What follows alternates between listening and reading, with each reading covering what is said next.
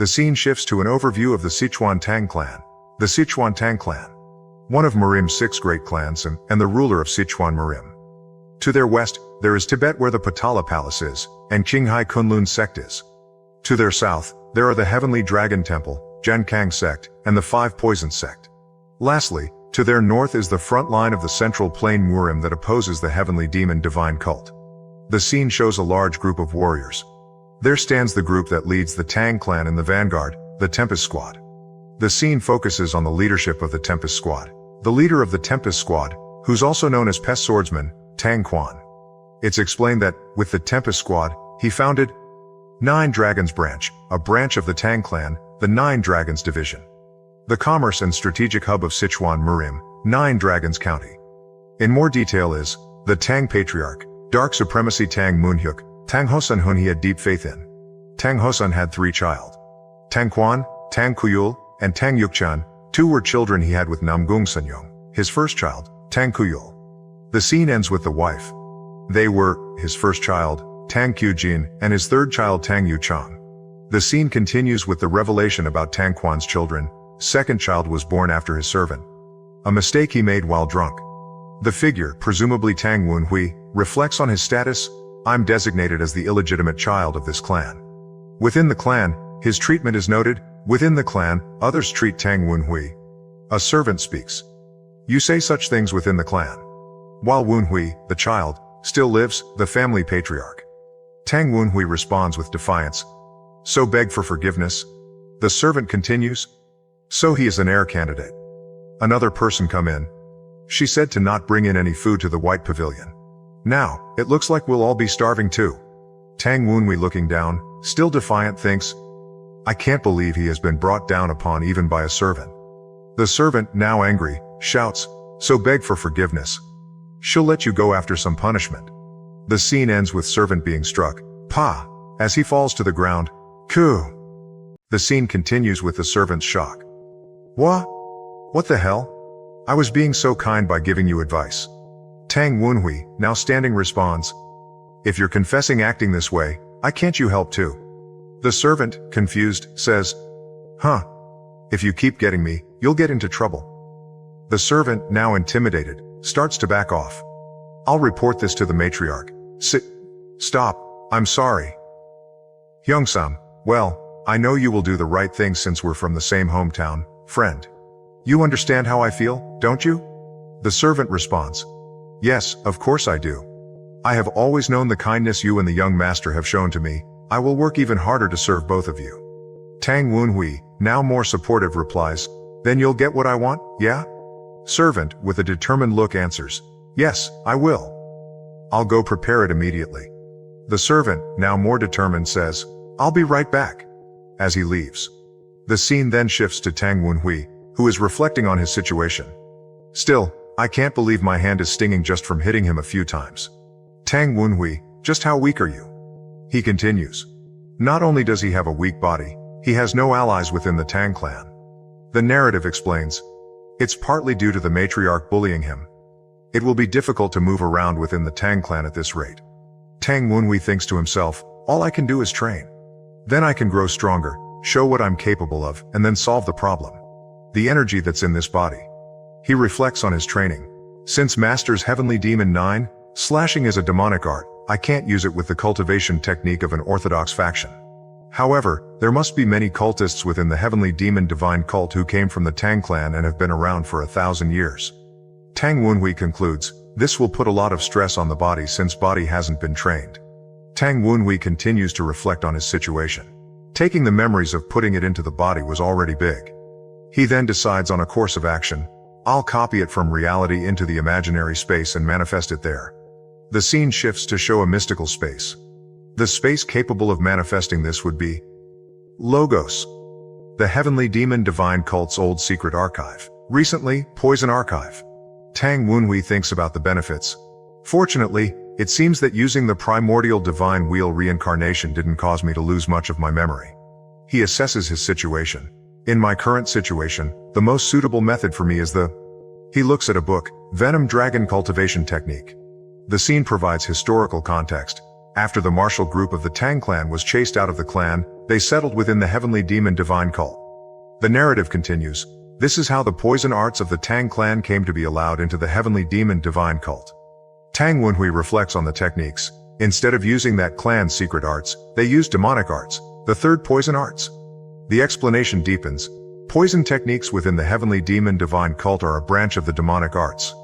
He thinks about the Tang clan's unique position, while the Tang clan fights against the demonic cult. The scene shows more detail. There are groups within the cult that learn the orthodox martial arts of the Tang clan in a unique manner.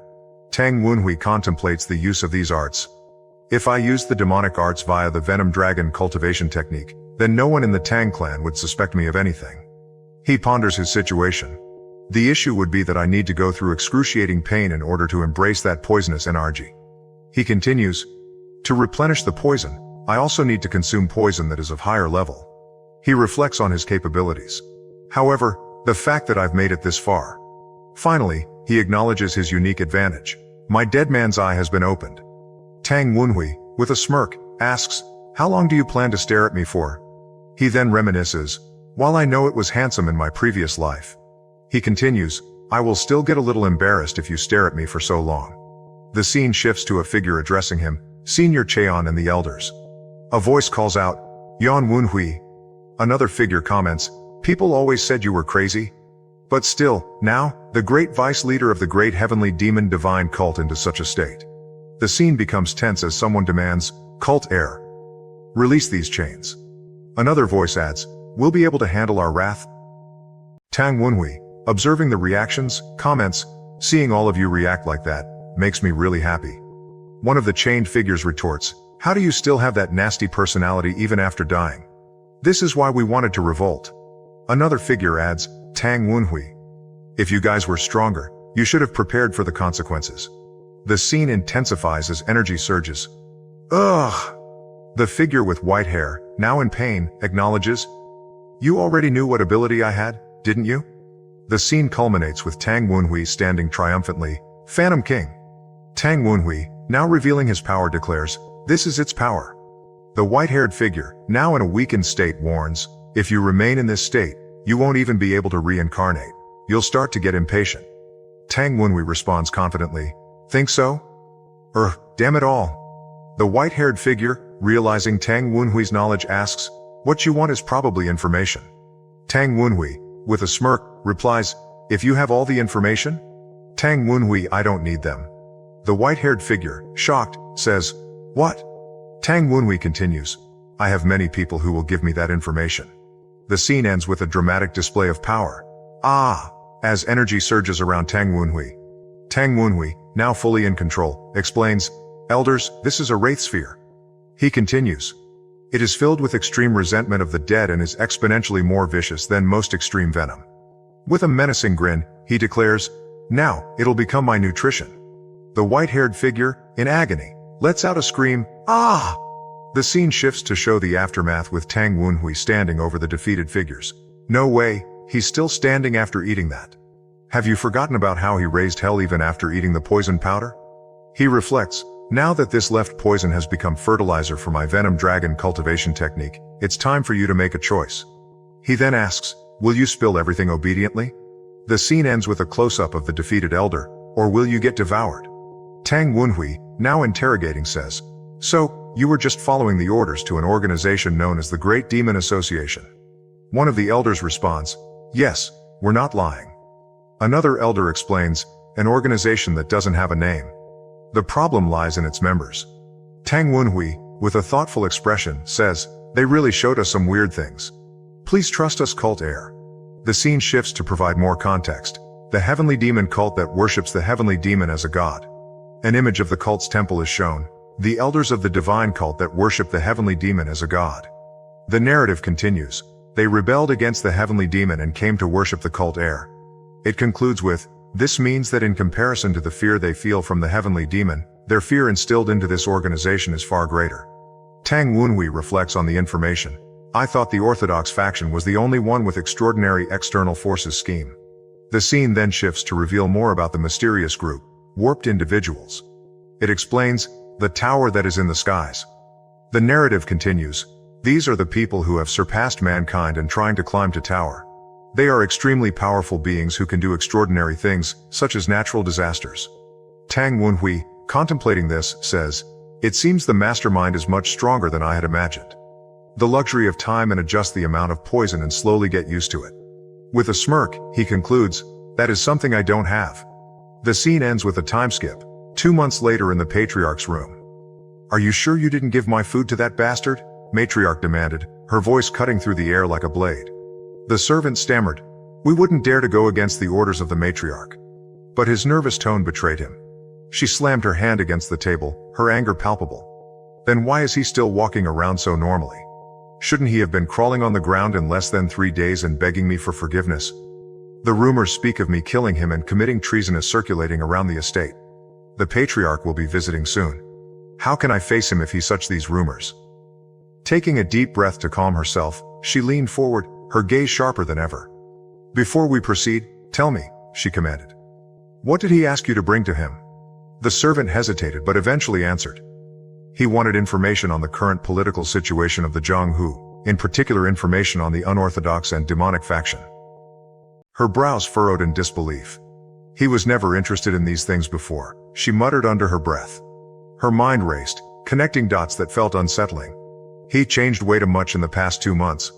Is there someone behind him? Her eyes narrowed. The realization hit her like a storm.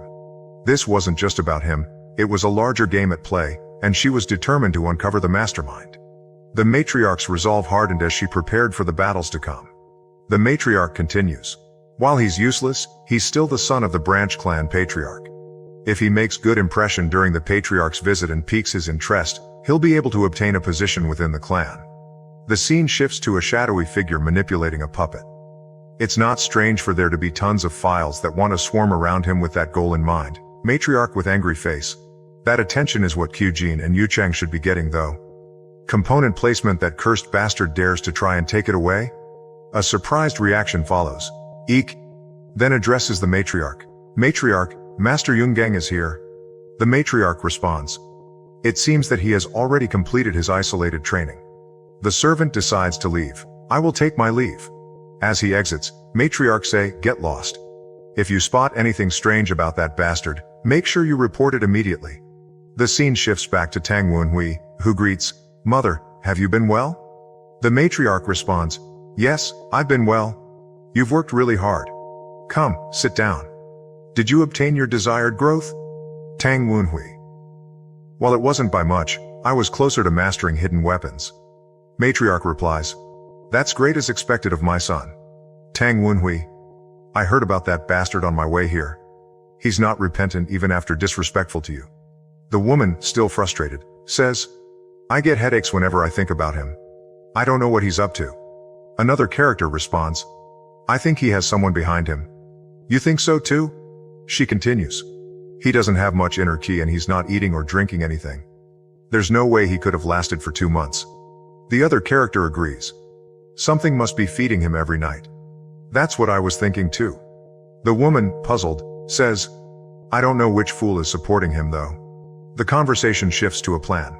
Which is why I want to recommend having him stay in the patriarch's room. The other character asks, What? Why would you do that? Then he explains. If he's playing on a bigger scale, wouldn't the perpetrator start to move? She continues. That's right. Someone must be feeding him. To be feeding him elixirs and making him strong. She concludes, the person behind him who wants to claim credit will appear. That's right. If all of them or the perpetrator shows up. The woman, still in conversation, says, although if that bastard causes trouble, wouldn't it give the patriarch the idea that we're unable to keep even a bastard son under control? She continues. Well, it's not like that we're unable to keep him under control. The other character responds, no matter what the perpetrator does, how much can that bastard son do? The woman, with determination, states, if he causes trouble, then I'll have to stop him from doing so. The scene shifts to show a figure meditating with energy swirling around. Even if the perpetrator pulls tricks, the level of someone who has only learned the Tang clan's poison arts. The figure continues. That even low-ranking servants can learn? The scene ends with a powerful energy surge and the figure thinking, can't be that high, can it?